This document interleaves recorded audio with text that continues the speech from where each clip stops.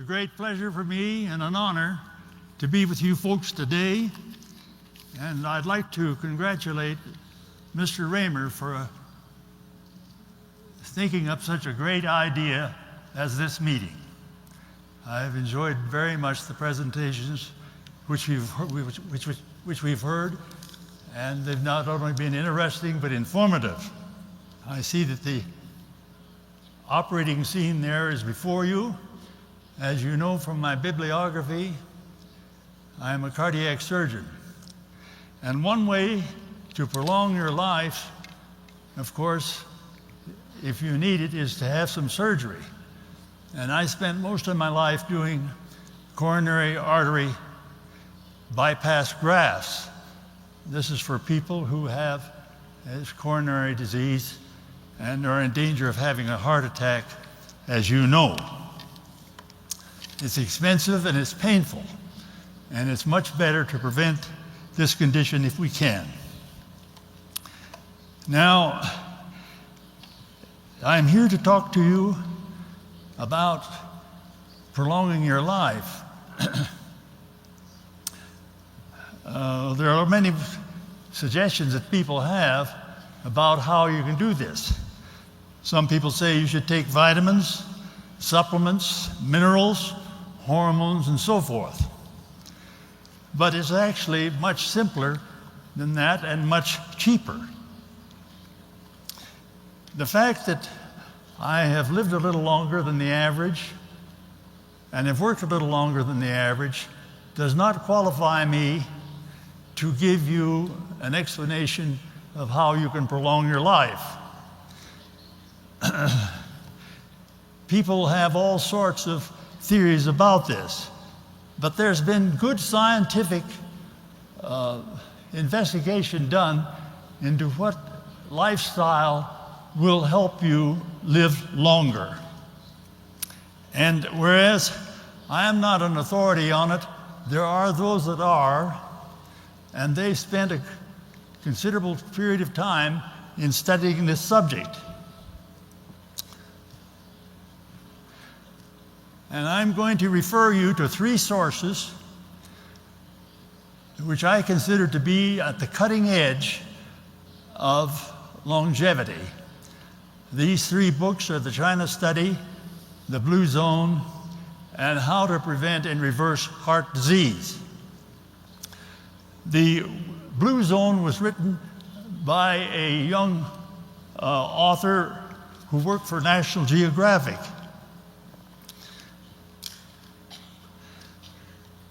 He teamed up with a group of scientists and doctors and studied those places around the world where people lived the longest. And what they found out was that these places were in Okinawa, Sardinia, Costa Rica, and Loma Linda, California. Now, I don't know much about these other places, but I do know about Loma Linda because I've lived there for 50 years. And the reason why his attention was drawn to Loma Linda was because a fellow by the name of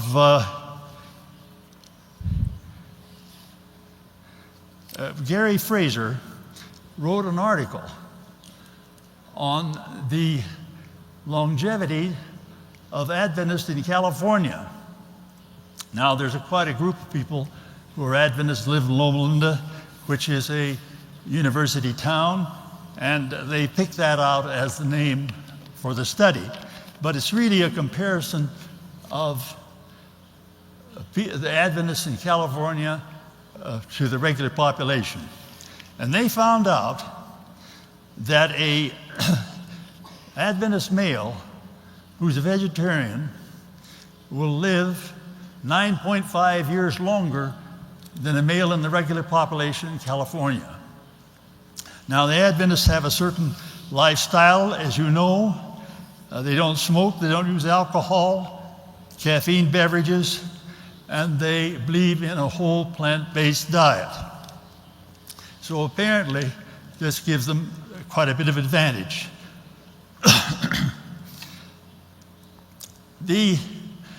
study which was done, this is a picture of Loma Linda Medical Center.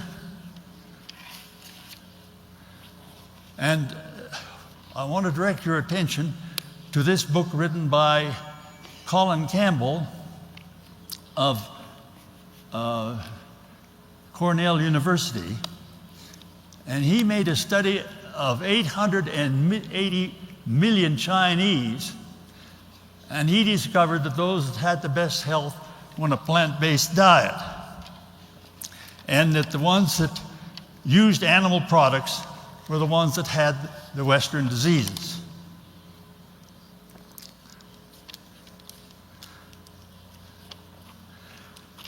But the most significant work that I know of that's been done on prolonging life has been done by Caldwell Esselstyn of the Cleveland Clinic and Dean Ornish of San Francisco. Now, these individuals are the only people that I know of that have actually shown by laboratory studies that they can arrest and reverse coronary disease. They both of these people used a plant-based diet, actually a low-fat vegan diet. Now, I want to show you this angiogram here. The one that's on the left, you can see the roughening in the coronary arteries, and then after they put the individual on a vegan diet for several months, you see that that's cleared up. Now, an outstanding example of a person who's followed this program is our former president, Bill Clinton. He had bypass grafts done in 2004, and he thought that he didn't want to go through that again, and so he got on a vegan diet, and he is an outstanding example of somebody that has done that.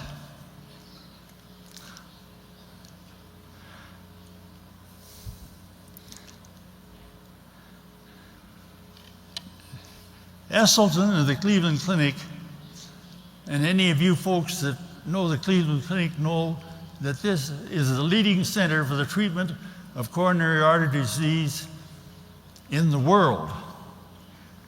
The Cleveland Clinic developed coronary angiography. They developed first coronary bypass grafts, and they are considered to be the leading center in our country, and I believe the world. So when Esselstyn makes a statement, he does it from a position of authority. He's been at the Cleveland Clinic for 35 years.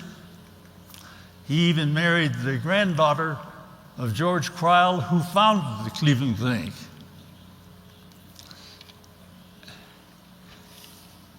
And he has, as I've stated, and you've seen, actually reversed coronary artery disease. In our country, 1 out of every 2 men and 1 out of every 3 women dies of coronary disease, so that's pretty significant.